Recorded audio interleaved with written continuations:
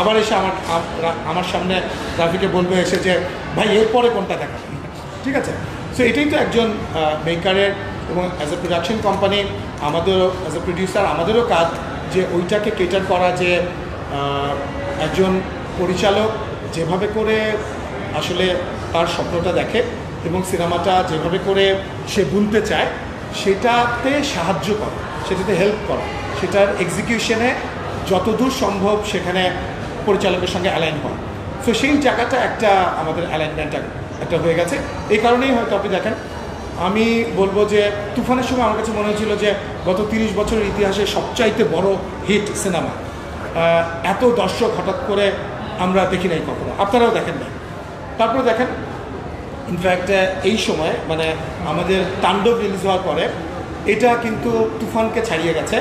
আপনি যদি বলেন আজকে থেকে আগামী 4 দিনের কোনো টিকিট নাই, 4 দিনের টিকিট সোল্ড আউট, মানে বুধ বৃহস্পতি শুক্র শনি। এবং আপনি যদি দেখেন যে সারা বাংলাদেশে এখন তো আমরা বসে আছি একদম এলিট একটা জায়গায়, যেখানে সব ভালো ভালো, আপনারা জানেন যে 1800 টাকার টিকিট পর্যন্ত আছে। সো আগামী 4 দিনের 1800 টাকার টিকিটও সব সোল্ড আউট, কোনো টিকিটই নাই আমাদের। তার মানে এটা প্রুফ করে যে, এবং আমাদের ওপেনিংটাও হয়েছে, আমাদের তুফানের প্রথম দিন যে কালেকশন ছিল তার চাইতে কিন্তু অনেক বেশি এবার। এই খবরগুলো আমরা যেমন খোঁজ নিয়ে জানতে পারি, আবার আপনাদের গণমাধ্যমের কর্মীদের কাছ থেকেও আমরা জানতে পারি। তো এটা কিন্তু একটা বিশাল জোয়ার তৈরি হয়েছে। তবে একটা দুঃখের বিষয় হচ্ছে, দেখেন আমাদের ইনাফ মাল্টিপ্লেক্স নাই। এখন এই বিজনেস মডেলটা তৈরি হচ্ছে, আমরা আশা করি যে বিভিন্ন মাল্টিপ্লেক্স আরও তৈরি হবে। আর যারা এখন এক্সিস্টিংলি করছেন তারাও এটাকে খুবই একটা স্ট্রাকচার্ড ওয়েতে ম্যানেজ করবেন। কারণ দেখেন সবসময় একটা যে ছবির আগামী 4 দিনের টিকিট নাই, সেটা স্টার সিনেপ্লেক্স হোক, লায়ন হোক অথবা ব্লকবাস্টার হোক, তাদেরকে আসলে ওই মডেলটা ফিগার আউট করতে হবে যে তাহলে কোন ছবির আগামী 4 দিনের টিকিট আছে। সো অকুপেন্সির ভিত্তিতে কিন্তু আপনাকে এটা স্ট্রাকচার্ড ওয়েতে ম্যানেজ করা লাগবে। কারণ আমাদের দর্শক এসে যখন আমাদেরকে কন্টিনিউয়াসলি ফোন করছে, মেসেজ দিচ্ছে, স্পেশালি রাফির কাছে, ডিরেক্টর হিসেবে রাফির কাছে দাবিটা সবচেয়ে বেশি দর্শকের।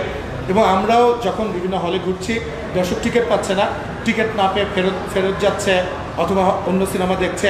আমরা এনকারেজ করি সব সিনেমা নিয়েই ইন্ডাস্ট্রি হবে, কিন্তু সিনেমার সারা পৃথিবীতে কিন্তু এটাই হয়ে গেছে এখন, পপুলার জনরা এবং অ্যাস্থেটিকটা মিলিয়ে ক্রিটিক্যালিও অ্যাক্লেমড হবে এবং সেটা বক্স অফিসও হবে। এই কম্বিনেশনটা যারা ঘটাতে পারবে সেই ছবিটাই কিন্তু দর্শক এখন দেখতে চায়, সেই ছবিটাই আবার সারা পৃথিবীতে অ্যাওয়ার্ডেড হচ্ছে। সো ওই জায়গা থেকে আমার কাছে মনে হয় আমাদের যে মাল্টিপ্লেক্সের যারা প্রদর্শক আছেন তারা এটাকে স্ট্রাকচার্ড ওয়েতে সুন্দরভাবে এটা ম্যানেজ করেন, যাতে দর্শককে বারবার ফিরে যেতে না হয়। এখন একজন দর্শক এসে আগামী 4 দিনের টিকিট পাচ্ছে না, 5ম দিনের টিকিট খুঁজছে, তখন তো আপনাকে এটা অ্যাড্রেস করতেই হবে। আমার কাছে মনে হয় রাফিরও কিছু বলার থাকবে এই বিষয়ে। তবে এটা খুবই আনন্দের বিষয়, জয়া যেটা বললো যে এইভাবে করে দর্শক যে হলমুখী হওয়া, সেটা গত 2 বছর ধরেই শুরু হয়েছে। আমরা যখন প্রথম সুরঙ্গ রিলিজ করি তখন প্রিয়তমা নামে একটা সিনেমা রিলিজ হয়েছিল, তখন থেকেই কিন্তু এই জোয়ারটা শুরু হয়, তারপর কিন্তু আর থামেনি। দেখেন দেশে অনেক মানে পট পরিবর্তন হয়েছে, রাজনৈতিক পট পরিবর্তন হয়েছে, তারপর মানুষের মাইন্ডসেট চেঞ্জ হয়েছে এবং মানুষ যে সিনেমা দেখা আরম্ভ করেছে এবং অনেক ধরনের অস্থিতিশীলতার ভিতর দিয়ে আমরা গেছি, কিন্তু দর্শক কিন্তু সিনেমা দেখা বন্ধ করেনি।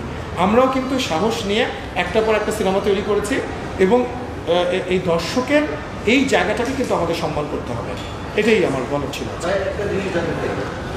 আমার মতো একজন কোয়ালিফাইড ইন্টারন্যাশনাল কোয়ালিফাইড, আমি আপনার কাছে কোয়ালিফাইড একজন বা আর্টিস্ট যেমন আমাদের আছে, রাফি সাহেবের মতো একজন পরিচিত এবং এরই মাঝে নিজেকে প্রুভ করা একজন ভিন্নতা আছে।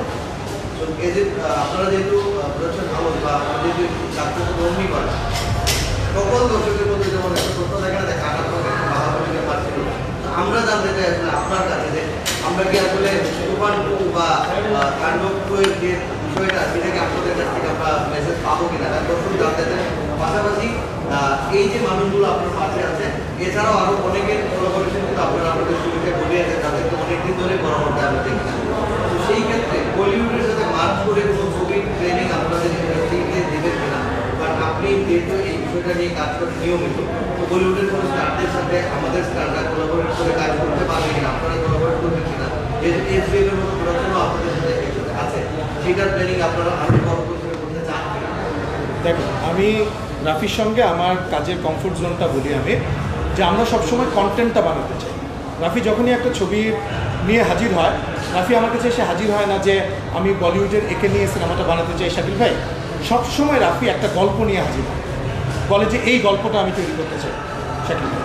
তখন আমরা গল্পটা নিয়ে আগাই, তখন সেই ক্যারেক্টারে কে ফিট করবে। যেমন এই ক্যারেক্টার, মানে জয়া এখানে বসে আছে বলে বলছি না, আমাকে রাফি বলেছিল যে এই ক্যারেক্টার সায়রা ক্যারেক্টারটার জন্য জয়া আসানকেই লাগবে। তার মানে একটা ক্যারেক্টার যখন তৈরি হয় তখনই ওই ক্যারেক্টার স্কেচিংয়ের পরেই কিন্তু আমরা বুঝতে পারি যে এই ক্যারেক্টারটা কে ভালো। আরেকটা জিনিস হচ্ছে, এখন কিন্তু আর সিনেমার ল্যাঙ্গুয়েজ বলে কোনো কথা নেই।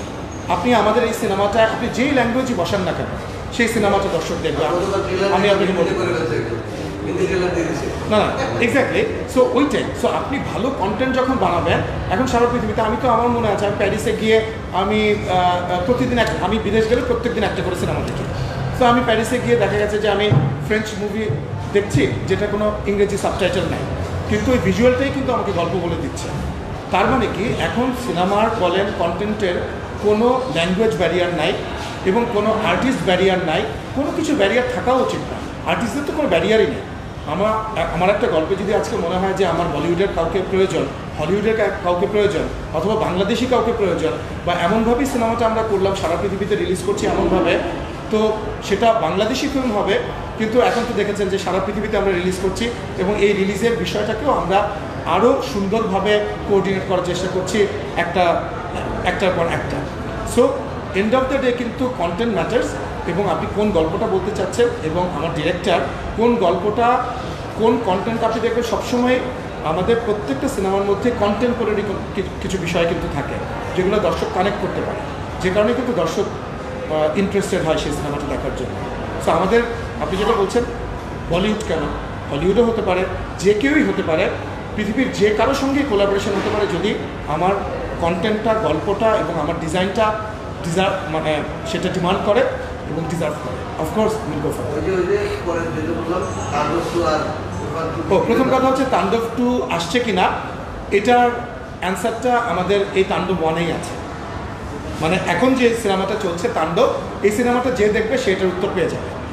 আর আপনি তুফান 2-র কথা বলছেন, সুরঙ্গ 2-র কথা বলছেন, এগুলো তো আসলে আমি সোশ্যাল মিডিয়াতে আপনাদের কাছ থেকে অনেক কিছু শুনতে পাচ্ছি। এই ধরনের কিছু হলে আমরা প্রপার অ্যানাউন্সমেন্ট দিয়ে আপনাদেরকে জানিয়ে দিই, কিন্তু দর্শকের তো প্রচুর আগ্রহ দেখতে পাচ্ছি এবং সেটা নিয়ে আমরা ভাবছি।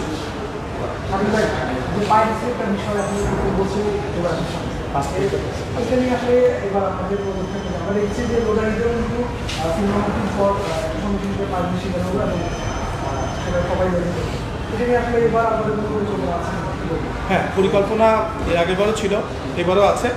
যেটা হয় যে দেখেন, একটা সিনেমা যখন রিলিজ হয়, মানে প্রত্যেকটা সিনেমাকে কিন্তু আপনাকে ইন্টারন্যাশনাল স্ট্যান্ডার্ড থাকে। হ্যাঁ, কতক্ষণ? আচ্ছা, তাহলে একটু রাফির কাছে চলে যাই আমরা। আমি এটার উত্তরটা একটু পরে দিই। আসার পর 5 মিনিট আমরা একটু শেষ করে আসতে চাচ্ছি। আমি তাহলে বাইরে থেকে প্রশ্নটা থেকে আসবো। হ্যাঁ।